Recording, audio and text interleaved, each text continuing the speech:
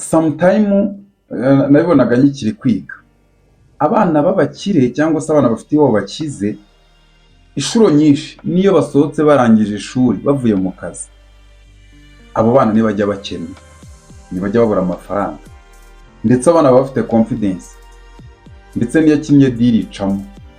Mu gihe wowe iyo usohotse wakubitana no gutangira kuri ground zero ufite n'ubwoba ushobora kubura akazi nta confidence ufite, ibyo nibyo bintu bishobora gutuma umuntu adatera imbere, akaba ari byo bituma abana b'abakire asohokana confidence y'abakina n'amadiru nyine wowe utabasha gukina kubera iki kubera ko imitekerereze niyo itandukanye gusa.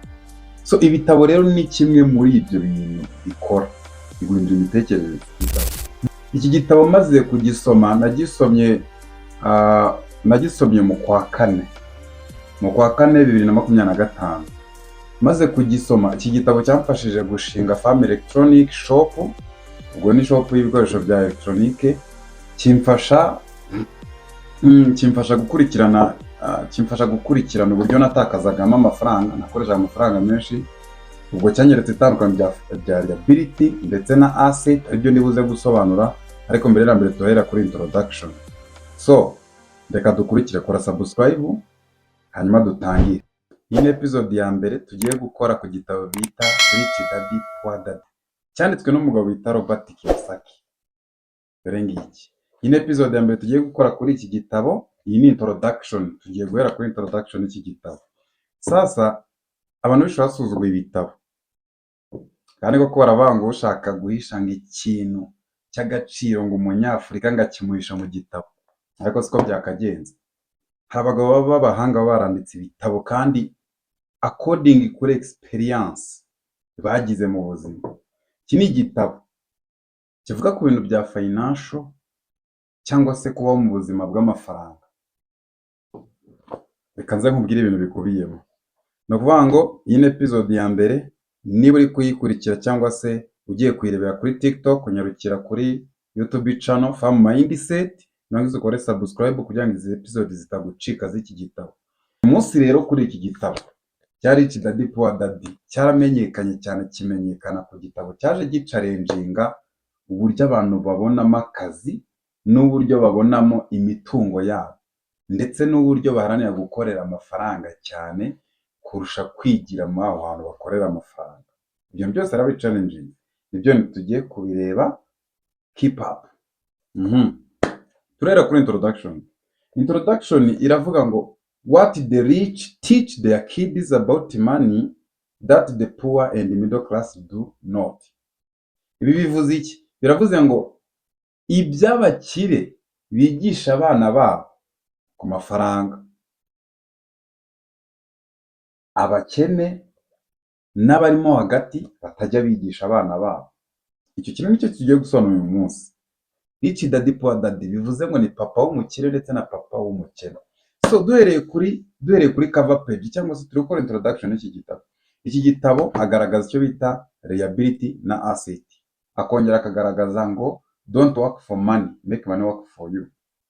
Arakongera akagaragaza financial education is important, kwiga ku mafaranga cyangwa se kwigisha ku mafaranga cyangwa se amasomo ya financial ajyanye n'amafaranga ni ngombwa. N'ibindi byinshi tuzabona. No kuvuga ngo ndahera ahangaha, iby'abakire bigisha abana babo kandi abakene ndetse n'abarimo hagati batajya babigisha. Ibi ndabivuga gutya ngendeye kuri experience yo mu ngo bisanzwe. Urabona ko sometime nabibonaga nkikiri kwiga abana b'abakire cyangwa se abana bafite iwabo bakize inshuro nyinshi niyo basohotse barangije ishuri bavuye mu kazi abo bana ntibajya bakena, ntibajya babura amafaranga ndetse abana baba bafite confidence ndetse n'iyo kimwe deal icamo. Mu gihe wowe iyo usohotse wakubitana no gutangira kuri ground zero ufite n'ubwoba ushobora kubura akazi nta confidence ufite, ibyo nibyo bintu bishobora gutuma umuntu adatera imbere, akaba ari byo bituma abana b'abakire asohokana confidence y'abakina n'amadiru nyine wowe utabasha gukina kubera iki kubera ko imitekerereze niyo itandukanye gusa. So ibitabo rero ni kimwe muri ibyo bintu bikora, biguhindura imitekerereze. Byonyine ko ujya guca umuntu ibihumbi 100 ku kintu ugiye kumukorera gifite agaciro, ukamuca ibihumbi 100. No, sorry, ntunabimuca, ahubwo wajya kumuca ibihumbi 100 ukagira ubwoba ukavuga uti reka ibihumbi 100 ni menshi sinayamuca, nyamuciye ashobora kutayama. Iyo ni imitekerereze, kubera ko ntabwo uzi neza agaciro k'ikintu ugiye kumukorera. Ukazi wakabaye ugacira amafaranga menshi, kuko uwo nguwo ubikoreye bimutwara igihe gitoya cyane kugira ngo abe agaruje amafaranga, ndetse aranayakuba inshuro nyinshi. Ibyo rero biterwa na mindset. Ibitabo rero kugenda usoma gake gake, niba utanabishoboye, yewe nanjye natangiye gusoma bikomeye koko, ariko kubera ko nari numvishe ko iyo usomye abantu bose bageze ku bintu, abantu bose bakoze ibintu bitandukanye, banditse ibitabo kandi banasomaga ibitabo. Niyo mpamvu ngiye kubafasha noneho kugisobanura, kuko wowe nakurushije courage zo kugisoma, ndetse ngira n'ibyo nkuramo nshyira hanze cyangwa se mbasha kumurika. Nitwa Fabrice Musengimana, nkaba ndi founder ndetse na CEO wa Farm EEP Equipment, Electronic and Electrical Equipment. Reka twikomereze.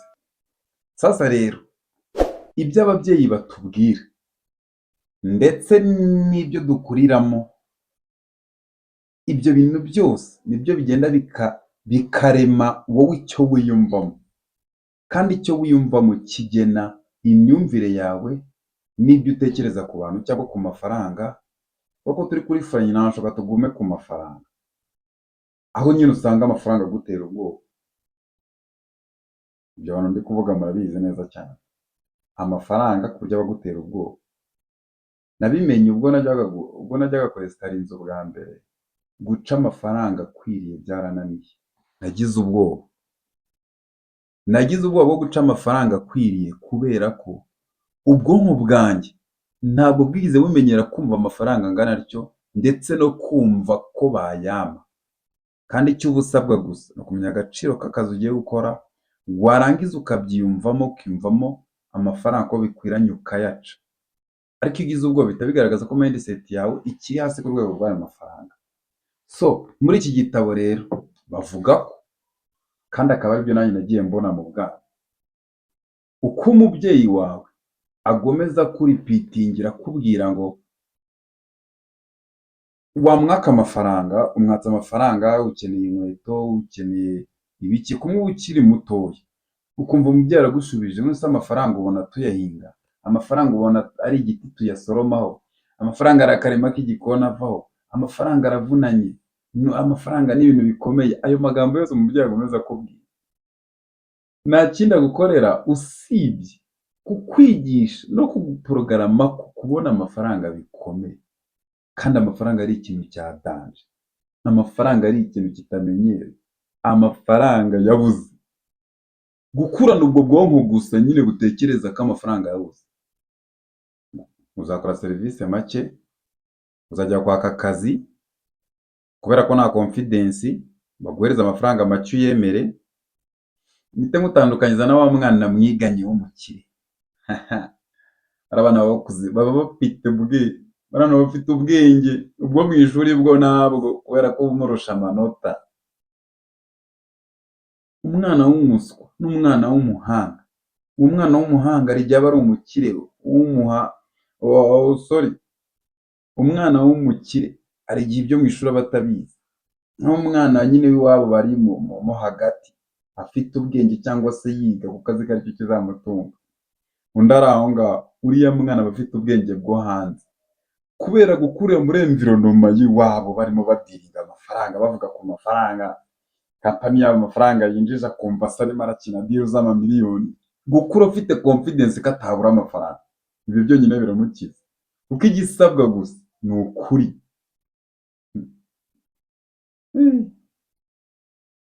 Igisabwa gusa ni icyizere.